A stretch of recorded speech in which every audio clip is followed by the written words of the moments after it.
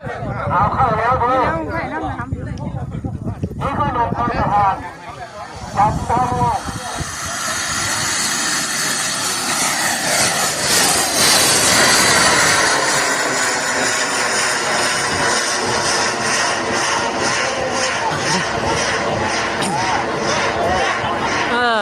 ไปแบบซาๆนิ่มๆครับ ใจเย็นๆคุณวะ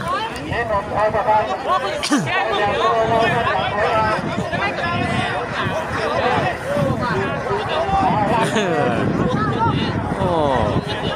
สวยงามไปละหวานเบิ่งโอ้โรงโพง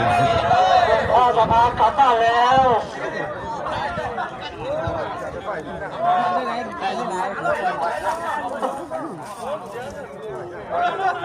ก็จะใช้ห้าประหารพ่อนี่เนาะฝั่งนี้ก็ลงข้อสัมพันธ์ ไหลเหงาเลย